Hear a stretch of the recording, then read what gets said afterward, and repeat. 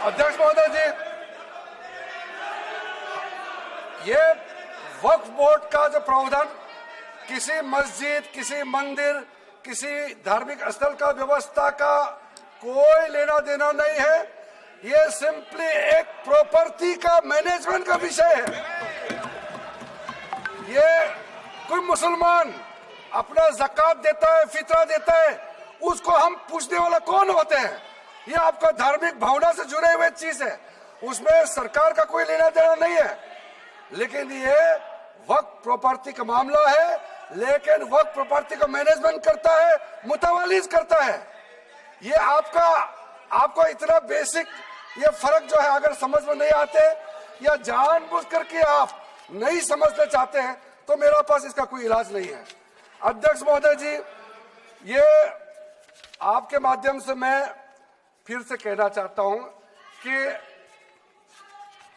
ये सर क्या ये ऐसा बहस नहीं होता है जी। आप लोग का तर्क रखने का समय में बोलिए, ये बीच बीच में कमेंट पास करने से सर हमारा पॉइंट का फ्लो भी बिगड़ता है और आवाज भी ठीक नहीं हो, आवाज भी ठीक से नहीं जाएगा। आप क्या चीज को जवाब देंगे सर? इसमें मैं कई ऐसे केसेस है जिसको मैं रेफर कर सकता हूं, लेकिन सदन में 3 केसेस का मैं रेफर करूंगा तो दूध का दूध, पानी का पानी हो जाएगा कि ये धार्मिक व्यवस्था से कोई लेना देना नहीं है। आपको मैं पहला एग्जांपल देना चाहता हूं, सैयद फजल पकुया Thangal versus union of India.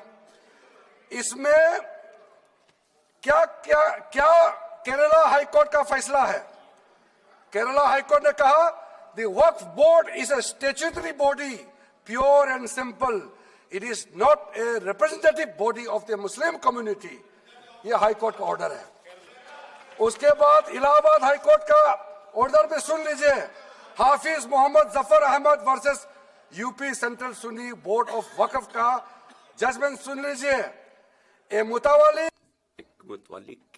का अधिकार जो है वो सिर्फ संपत्तियों के प्रबंधन का कानून है और उसमें और मुतवाली का जो फर्ज है एकदम धर्मनिरपेक्ष उसका चरित्र है, वो धार्मिक चरित्र नहीं है। ये स्पष्ट तौर पे रूलिंग दिया गया है। श्री गोविंद लाल जी राजस्थान, इसमें हाईकोर्ट ने क्या कहा, सुप्रीम कोर्ट ने क्या कहा? राइट संपत्तियों के प्रबंधन का अधिकार, मंदिर के संपत्ति के प्रबंधन का अधिकार, ये पूरी तरह से धर्मनिरपेक्ष मामला है और इसको धार्मिक कार्यों से कोई इसका संबंध नहीं किया जा सकता। आप बार बार कहना कि मुसलमानों का अधिकार में गैर मुसलमान कैसे आ रहा है, ये तर्क ही नहीं बनता है। आप ये आज से ये बात बोलने के लिए आप बंद कीजिए। सर 2013 में जो काम किए गए हैं उसमें मैं एक चीज जिक्र करना चाहता हूं। इलेक्शन आने वाला था, बहुत ही कम दिन बच गए थे, इलेक्शन कोड ऑफ कॉन्डक्ट लगने ही वाला था। हम सबको मालूम है अप्रैल और मई में चुनाव हुआ था। 5 मार्च 2014 को उस समय का यूपीए सरकार ने 123 प्राइम प्रॉपर्टीज को जो housing and urban development ministry का तहत आता है उसको आपने दिल्ली वक्फ बोर्ड को ट्रांसफर कर दिया। क्या जरूरत था? कुछ दिन बाकी था चुनाव होने के लिए, आप इंतजार तो करते। आपने सोचा ये करके वोट मिलेंगे, लेकिन आप तो चुनाव तो हार गए, तो फायदा क्या हुआ? ऐसा काम करने से वोट नहीं मिलता है। इसलिए लोग इंटेलिजेंट है, हमारे देश के लोग समझदार है, इसलिए वोट बैंक का राजनीति के बिना हम अच्छे सोच के साथ में आज इस सदन में फिर से आए हैं। कुछ एनोमलीज है इस बिल में, तो इसको बदलना जरूरी था। मैंने एक पहले भी इसका जिक्र किया था कि आपने कहा कोई भी हिंदुस्तानी, कोई भी भारतीय वक्फ क्रिएट कर सकता है। वो 95 में ऐसा नहीं था, आपने 13 में बदलाव किया, उसको हमने फिर से 1995 का प्रावधान को फिर से रिवाइव करते हुए ये हमने जोड़ा है कि वक्फ वही क्रिएट कर सकता है जो मिनिमम 5 साल इस्लाम को प्रैक्टिस करता है।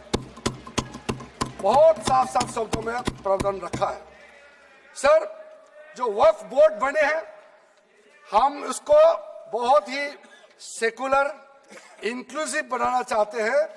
आपका पुराना प्रावधान को हटा करके अब हमने कहा है कि वक्फ बोर्ड में शिया भी रहेंगे, सुन्नी भी रहेंगे, बोहरास भी रहेंगे, आगा खानिस भी रहेंगे, मुसलमानों में जो बैकवर्ड है, पिछड़े लोग हैं वो भी रहेंगे, और साथ साथ में महिला भी रहेंगे और एक्सपर्ट नॉन मुस्लिम भी रहने का प्रावधान रखा गया है। सब स्वागत करना चाहिए, इसको किसी को आपत्ति होने का कोई जरूरत नहीं है।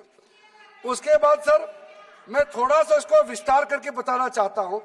मेरा ही खुद का एग्जांपल मैं देता हूं। मान लो मैं मुस्लिम नहीं हूं, लेकिन मैं माइनॉरिटी अफेयर्स मिनिस्टर हूं, तो मैं सेंट्रल वक्फ काउंसिल का चेयरमैन होता है। तो मेरे होने के बावजूद उसके बाद टोटल 4 नॉन मुस्लिम हो सकता है वक्फ बोर्ड वक्फ काउंसिल में मेंबर, और उसमें